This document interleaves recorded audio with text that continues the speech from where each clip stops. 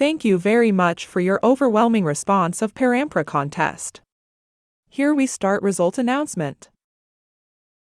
मैं सर वीरेंद्र बन्नू हूँ, जयपुर से बोलता हूँ और एक परंपरागत चित्रकार हूँ, ट्रेडिशनल आर्टिस्ट हूँ। मैं 7th जनरेशन पर हूँ जो ये काम कर रहा हूँ हमारी फैमिली में।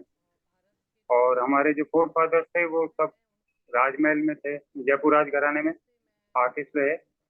और मैं क्योंकि यहाँ पर मैंने इसके बारे में पढ़ाई की है, मैंने एमए किया इसी में, ड्राइंग एंड पेंटिंग में।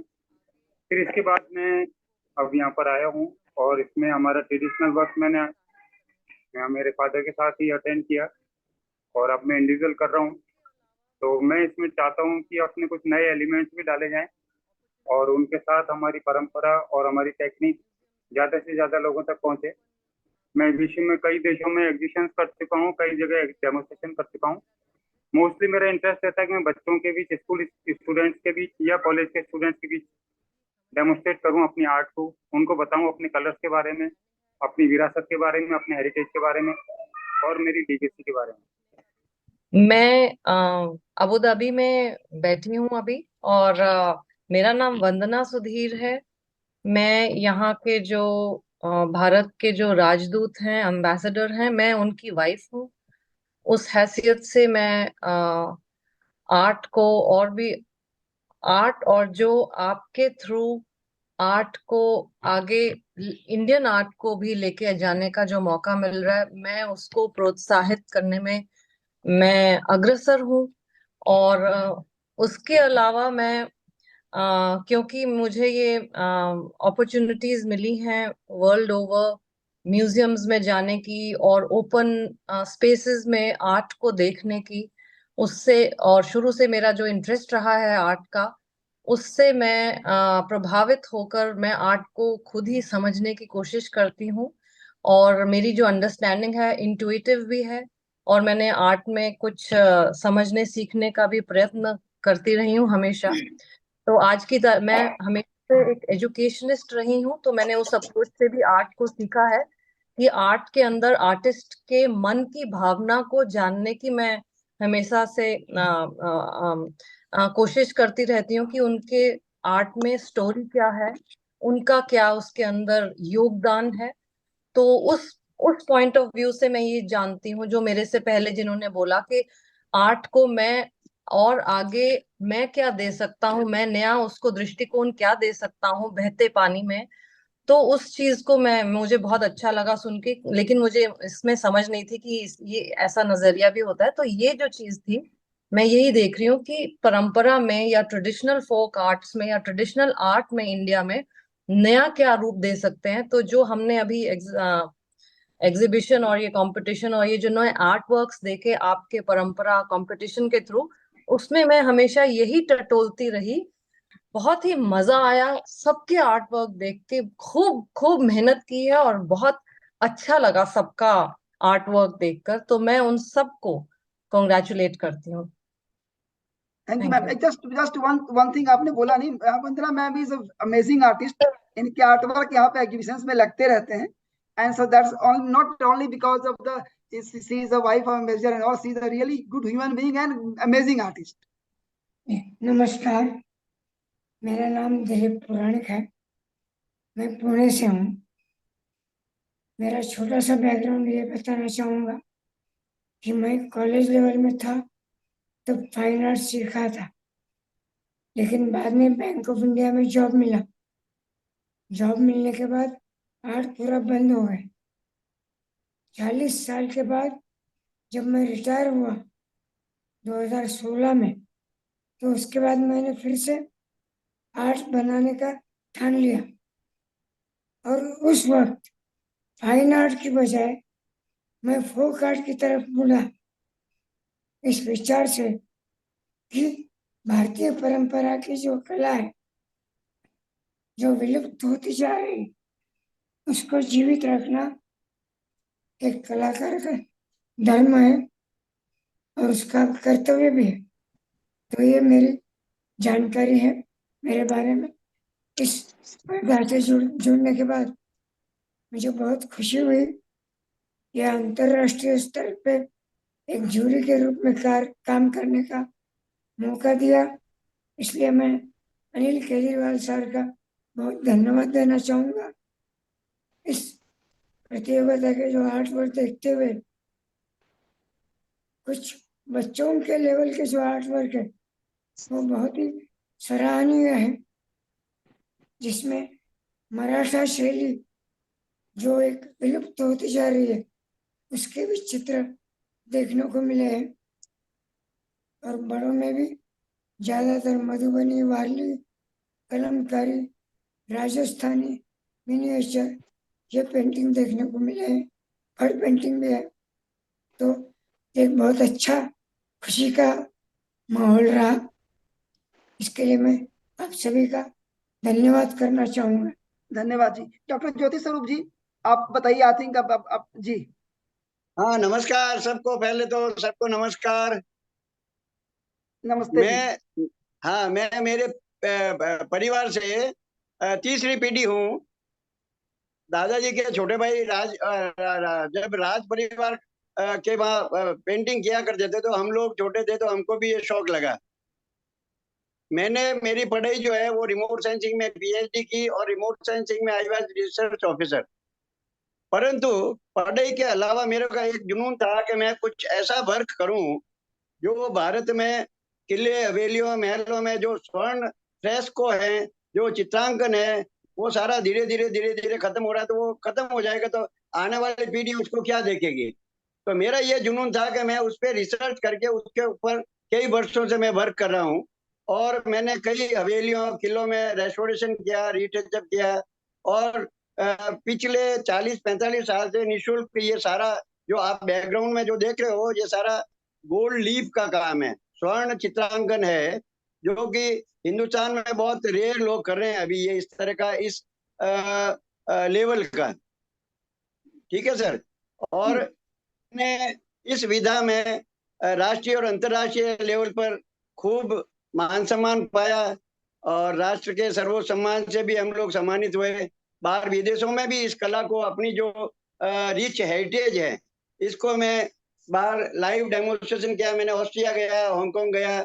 और अभी भी मैं मंदिरों का काम निःशुल्क करता हूँ और संतों का काम निःशुल्क करता हूँ। और सिखाने का जो काम है फाइन आर्ट, मैं बेसिकली रियलिस्टिक आर्ट से हूँ। फिर मैंने ट्रेडिशनल में सारी विधाएं सीखी, सारे बेस पे कैसे काम करते हैं, किस तरह के शैलियाँ होती है। परंपरागत जो है उस शैलियों में मैं 71 में आ गया था। और 71 से मैंने लगातार जो है अच्छे अच्छे बुक्स इकट्ठे किए, फिर उनमें से स्टडी की। और लोगों को जो है मैं आज भी हमारी परंपरा के बारे में, हमारे परंपरागत जो एंशिएंट टाइम में क्या रिसोर्सेज थे, क्या मेथोडोलॉजी थी, क्या टेक्निक्स थी, वो सारा मैंने मेरे शोध में मैंने अर्जित किया। और वो मैं निःशुल्क सभी लोगों को, जो युवा पीढ़ी है उनको मैं अभी दे रहा हूँ। और उससे कई सैकड़ों, क्या मैं असंख्य जो लोग हैं वो मेरे सानिध्य में 40-45 साल के सानिध्य में उन्होंने खूब लाभ उठाया। और वो लोग काफी उनमें से कर रहे हैं ये। तो मेरे को ये खुशी है कि ये जो मैं काम कर रहा हूँ ये कोई कॉलेज और वहाँ पे कोई नहीं सिखाया जाता है, ना कोई। ये सारा गुरु शिष्य परंपरा था, जब जो कि गुरु सिखाते नहीं थे और शिष्य ऐसे योग्य नहीं थे, तो ये धीरे धीरे परंपराएं सब खत्म हो गई। तो मेरा ये है मानना कि हम लोग अपनी परंपरा को जीवित रखेंगे तो अपनी संस्कृति को हम देख सकेंगे। जी नमस्ते सर। जी नमस्ते। सभी को ग्रीटिंग्स टू एवरीवन। और रेस्पेक्टेड अनिल सर और दिलीप सर को मैं पहले से जानती हूँ, और बाकी सभी रेस्पेक्टेड आर्टिस्ट लोगों से मिलकर पहली बार रूबरू हो रही हूँ। बहुत अच्छा लग रहा है। डॉक्टर ज्योति स्वरूप सर, वंदना मैम और Vaibhav Kute sir, Bannu sir, Behera sir, सभी लोगों को मेरा नमस्कार। और being a part of the jury members I really feel to be honoured and blessed कि इतने बड़े बड़े कलाकारों के बीच जो है इंटरनेशनल प्लेटफॉर्म पे अनिल सर का तहे दिल से शुक्रिया जिन्होंने इस लायक समझा। मैं प्रोफेशनली डेंटल सर्जन हूँ, लिंग्विस्ट हूँ, रशियन लैंग्वेज से भी काम करती हूँ, बट पैशनेट हूँ पारंपरिक कला के लिए बहुत ज्यादा। यूं कहें कि ऑब्सेस्ड हूँ, जुनून सा है और बचपन से ही है ये। एकेडमिकली एक बार जब सेटल हो गई तो लगा कि अब इसके लिए कुछ करूं। और मिथिला पेंटिंग बहुत पसंद है क्योंकि मैं मिथिलांचल से हूँ और घर में सभी लोग करते थे बड़े, तो उनको देखते देखते आई एम एमेच्योर आर्टिस्ट, तो मुझे अच्छा लगने लगा, मैं करने लगी। और उसी लेकिन बाकी जो भी पारंपरिक कलाएं हैं वो सारी मुझे पसंद है, और सबकी विधाओं को कहीं ना कहीं मैंने जाकर अपना देखा है, सीखा।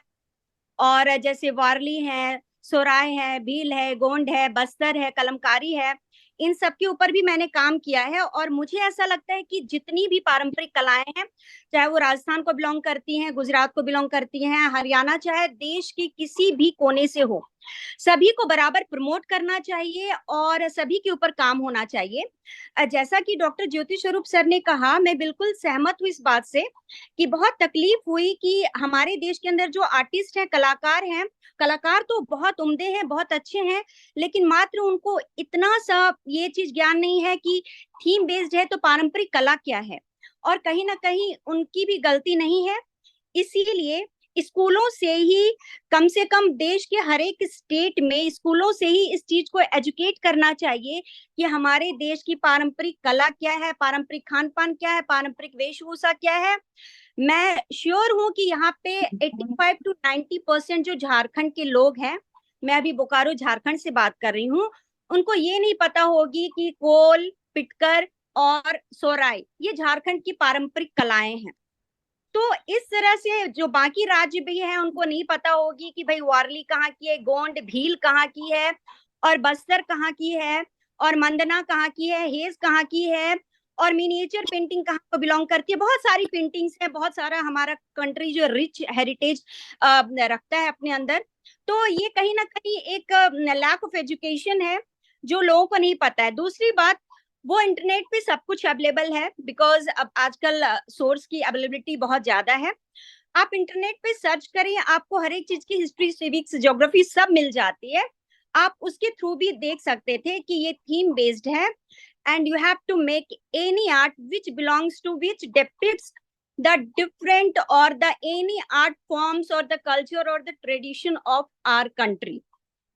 और बीइंग अ जूरी मेंबर, मुझे लगता है यहाँ पे जितने भी जूरीज हैं sir, they are very lenient, they are very liberal, because we were like that, we were finding a cause or excuse to so that we can accept that art, कि कहीं ना कहीं उस आर्ट को हम ले लें, हम रिजेक्ट ना करें, तो कुछ भी मिल रहा था। अगर एक भी बेसिक या पिकुलरिटी मिल रही थी उस आर्ट के अंदर कि नहीं, this art contains the few patterns of mural, take it under mural, few patterns of kalamkari, take it under kalamkari, so we have accepted. This is only because of our leniency. Otherwise बहुत सारी art work थी, अगर हम बिल्कुल theme की base पे जाते तो बहुत सारी आर्ट वर्क ऐसे रिजेक्ट हो जाती, लेकिन ऐसे बहुत कम लोग रह जाते। बट ये उनका लैक ऑफ एजुकेशन ही मैं कहूंगी, because everything is available on the internet, you can go and search, you can explore more. ठीक है, आर्ट बहुत अच्छी चीज है, लेकिन जहां वो थीम बेस्ड है, you have to follow the theme, you have to follow the terms and the criteria and the conditions. और जो वंदना मैम का वीडियो आया था, she was very clear, point wise उन्होंने एक एक पॉइंट को क्लियर करा था कि इस आर्ट कॉन्टेस्ट में हमें क्या क्या चाहिए। So people should aware of that and definitely they should watch, and उनको उसी के अकॉर्डिंग बनाना चाहिए। बट अगर आर्ट की बात करें तो definitely art works were outstanding. जैसा कि दिलीप सर ने कहा, बच्चों का काम, मुझे अभी भी याद है एक दो बच्चों का काम, I will not mention, but definitely मुझे ऐसा लगा कि सर को मैं पर्सनल मैसेज करूं कि सर प्लीज फाइंड कि ये इसी बच्चे ने बनाया है क्या, because I think he is 11 years old only, and the artwork he made, I don't have the word, it's really magnificent, means out of my imagination. तो बहुत अच्छा अच्छा काम है, जो अदर कैटेगरी में भी है, अगर वो फाइन आर्ट कंपटीशन होता तो they are really superb sir. Thank you so much. सबको प्रणाम। सबसे पहले मैं ये बोलूंगा कि यहाँ पे मुझे जो आपने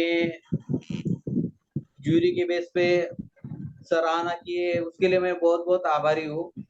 यहाँ पे बहुत बड़े बड़े कलाकार है, उनमें से मैं एक छोटा सा हूँ जो कि अभी सीख रहा हूँ।